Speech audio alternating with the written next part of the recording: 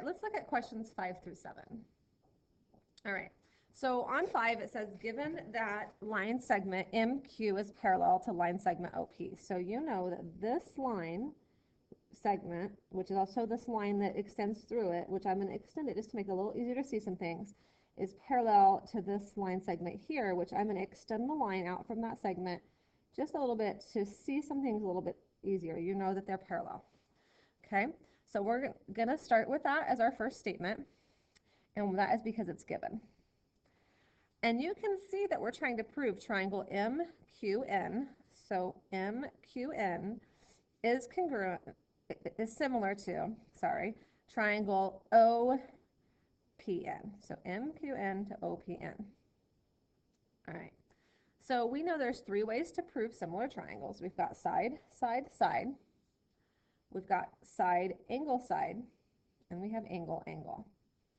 All right. If I look at what we have here, I have no side links at all. There's no side links given at all. So I know I cannot prove proportional sides. So I know that I'm going to be using angle, angle, which means that I'm going to have to find 2 angles that are similar. All right. So that should help me significantly. And also, it tells me here that I'm looking at angle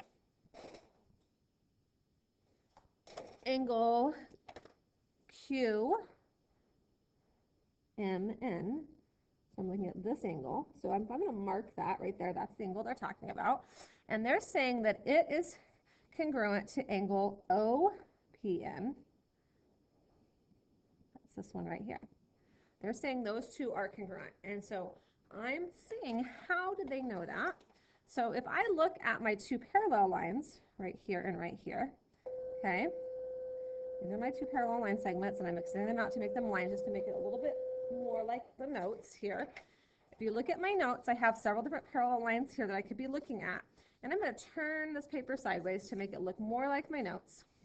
You can see that when you have a parallel line and you have this transversal right here that goes through it, and I'm going to extend that out so it looks a little bit more like my notes, that you have these 2 angles. They are on opposite side of the transversal. So we definitely know they're going to be alternate angles, but are they interior or exterior?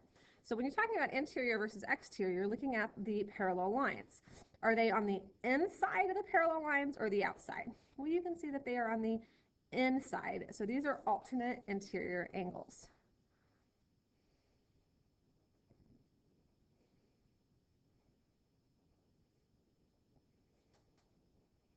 Okay.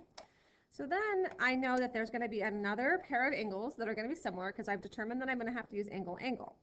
Well, I could say that these 2 right here, I'm going to use the blue tones, are congruent because they're reflexive. But the problem is I already have an answer of alternate interior. So I know those are not the angles that this particular proof wants me to use. So I have to now look at these 2 angles, this one and this one here. Those are the angles we're looking at. So when we look at those angles, we know that they are, once again, have a transversal that goes between the parallel lines. So we know that they are on opposite sides of the alternate sides of the transversal, so they're alternate, and they're inside of the parallel line, so they're alternate interior. So we can truthfully say that they are congruent. So how do we write those angles here? So we want this angle, and this angle is on this triangle, so I'm going to call it MQN. Okay, is congruent to angle, now this one here was OPN, so I know I'm going this way around this triangle, so it's congruent to angle NOP, NOP, okay, so they are alternate interior angles. So then finally I have 2 angles that are congruent, so now I can say angle, angle. That's how I know that they are similar triangles. This should be a triangle here. That's a mistake. It should be a triangle, and this should be similar here. They're similar.